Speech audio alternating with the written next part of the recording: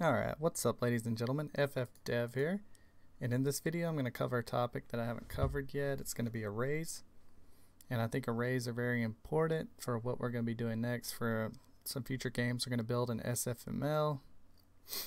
Just go ahead and clear this, I was messing around with it. Alright, so anyways, I created a new project, set it up the same as the other because I didn't want to delete the little text-based zombie app. For whatever reason I might want to go back to it. Text-based zombie game, so I created a new one with the same name but just put P2 at the end. Created our folder and added our main function. So you can do this whatever you want. So if you remember in the last few episodes we've learned about like integer types, floats, and strings, and how you can create, like, let's say an integer called number, and then you can give it a value. Let's say you wanted to store a whole bunch of numbers and you didn't want to create an individual variable for each one. That's when you would want to create an array. And one way to do that is to put like the type it is and then add the square brackets afterwards, and you have to initialize the size in the square bracket, so you'll have to put, like, I'm just going to say 4.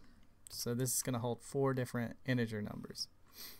And you can also establish it really quick and easy like this. If you know what values you want all 4 of them, you can go ahead and do it like this with a comma in between. You can put, like, let's say 15, 25, 356, and 5, and then add your little semicolon at the end. And now we have an array of integers which has these numbers in it, these 4 values. However, you could also assign the values if you didn't know what they were going to be at the moment, or you want to change them later.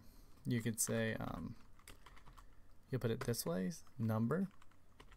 You'll add the square brackets and you'll start at 0 as the first element, and then you'll give it a number. And then you can do the same for 1, same for 2. I don't even know why I hit enter yet, didn't even put a number there. 67, and the same for 3. And they have a weird way of starting in arrays. So if an array holds 4 numbers, it actually goes from 0 to 3, with 0 being the first starting spot, each element. I don't know why they did it like this, but that's just the way it is. So you'll always count up 0, 1, 2, 3, and you'll count up to, so you can basically take the size of your array and subtract 1, and that'll be your last element, because you always start with 0 instead of 1. Now with that being said, I'm going to show you one other cool function. Like, you can also do that with strings and whatnot. I'll show you something really cool if you have a big array, or for some reason you don't know the size of it at the moment and your code's kind of difficult to read and you want to really figure out what the size of it is. So we'll just say, like, I'm just gonna go, you don't have to do this. I'm going to go ahead and put this where it holds 8 different values. Let's just say 2, 52, 6, 7. What do we got here? 1, 2, 3, 4, 5, 6, 7. And we'll add one more. Alright, so now we have this array holding 8 numbers. And you want to create, let's say, a for loop for it. So you'll go ahead and establish your integer equal to 0, like we always do, and then you'll say, give it its condition. So if I is less than, we're going to say use the size of function. Then you're going to put the name of your array in here, and you're going to divide it, let's see, by the size of the type that it is. And then we're also going to add the I++ at the end. And then I'll say std cout number I.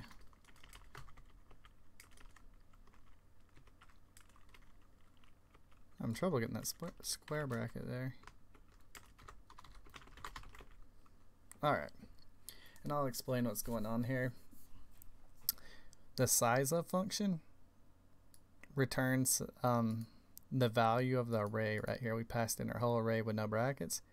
It returns the array in the size of bytes, how many bytes that is. And an integer, I know, is 4 bytes. I know that off the top of my head. So it's going to be 4 times 8. So it's going to be 32 bytes here. And the size of an integer, this basically just returns the size of an integer. And an integer is 4 bytes. And I guess it can be a little bit different depending on which compiler you're using and whatnot.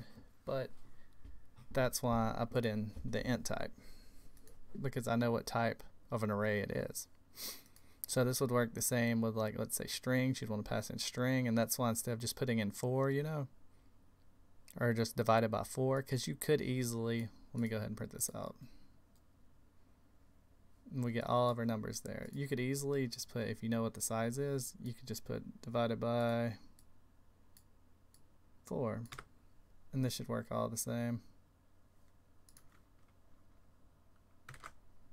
And it will give you the exact, you know, it'll go all the way to the end of the array without you have, because there's not really a function, a good function to use to get the length of the array. So that works out pretty well. And of course that prints out. And that's kind of how, that is how an array works. Not even kind of, but like you could make a string array, float array, whatever, and they all got different sizes. So if we had a string array passed in, you'd want to pass in it divided by a string, like that. But this is fine how it is. And that's why I chose to just use the size of int instead of putting a 4 there manually. Now we're going to talk about, you can have multi-dimensional arrays. We're going to create like a simple tic-tac-toe board. We're going to create it out of a string. Tic-tac-toe board.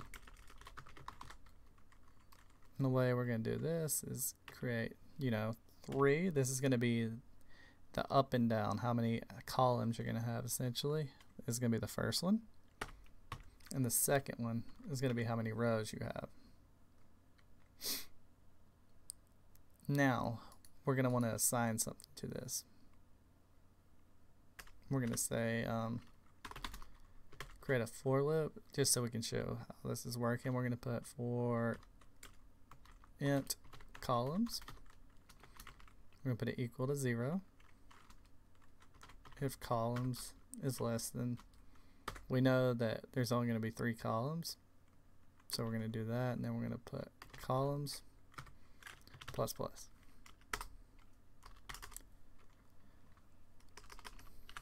And now we want to go through, add another for loop inside here because we want to go through the rows.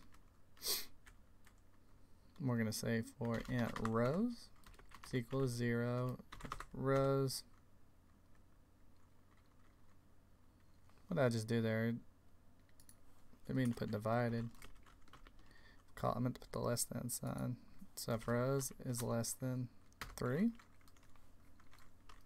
then we're going to do rows plus plus. Alright. So essentially what this is going to do is it's going to run through the first time. It starts this for loop, and since this one's encapsulated inside of it, it's going to get here. And so initially columns is going to be 0. So the first column is going to be all the 0 coordinates. And let's see if I can just draw this out for you, just so you'll know it. So we'll just say, well, I don't even have to put the comments there. So we got 0, 0, or 0, 1, 2.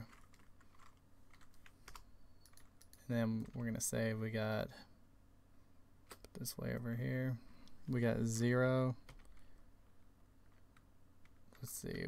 No, we don't have 0 there. We have 1, 2.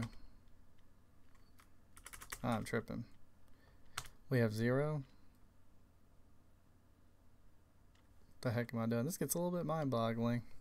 You think for a minute. So actually, I was doing this wrong. Where it stops at the. Actually, no, I wasn't. So the column is going to be all 0.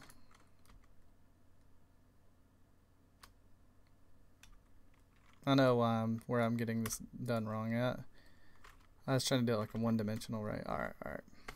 I see. So the first spot is going to be 0, 0. This is going to be the first element. Second element is going to be 1. The like over at the very top is going to be 1, 0.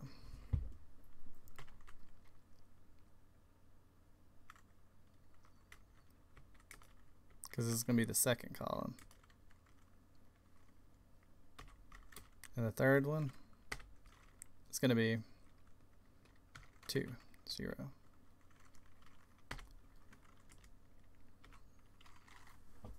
So that's going to be the first column. Let me just go ahead and copy this because I don't feel like typing it all out again. So now that we get this lined up, the second one, this is still 0 on this one, but this is going to be our first row.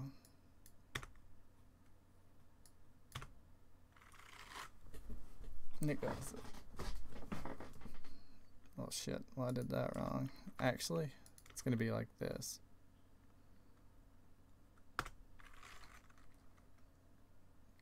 Because this is still the first column.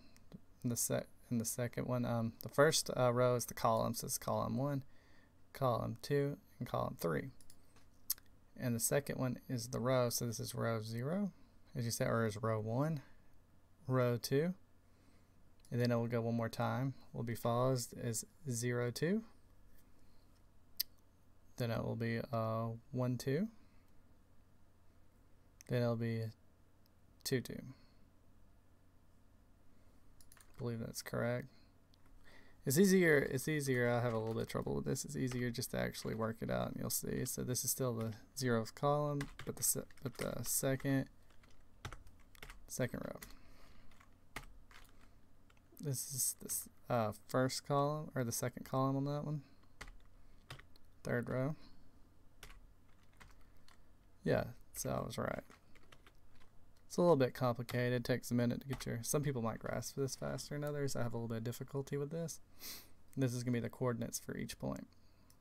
But now we got that understood visually. Here's what we're going to do. We're going to find out why we have an error here. First thing we're going to do. Maybe we don't have one. We do have one somewhere. I see what the problem was. Deleted that main function. Alright. So what we're going to do is say tic-tac-toe board. And we're going to give it the J, or the columns coordinate. And then the rows coordinate equals, and because this is a string, we're going to put X's just for that. So the first time it runs through, it's going to do it top to bottom, I believe. Yeah, top to bottom, because the column is the first one it goes into. So when it starts this loop, it's going to repeat this for loop because it immediately goes into it until it gets all 3 rows on the first column. So then we can std cout. What am I doing? Typing wrong. Cout, and then we're going to say, I'm going to get lazy with it. We're just going to go ahead and copy this.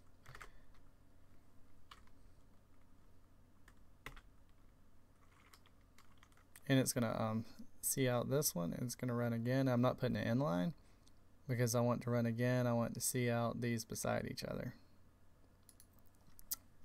But when it finishes and completes this loop, I do want it to add a new line.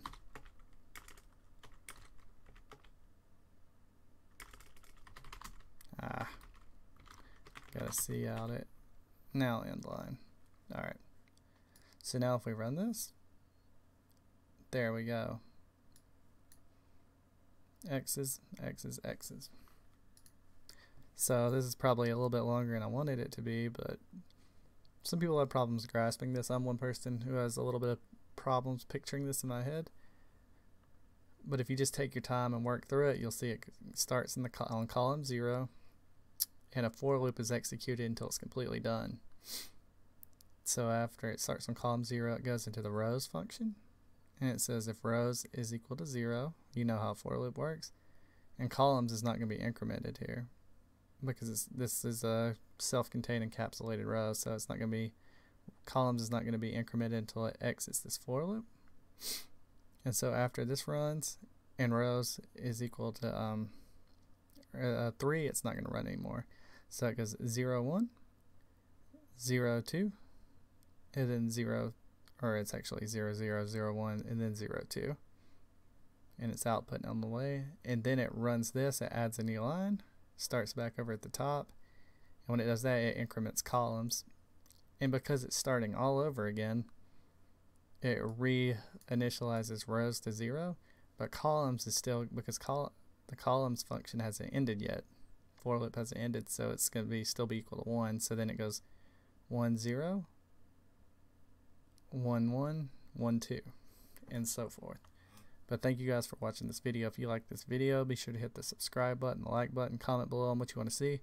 I'll see you guys in the next video. Take care.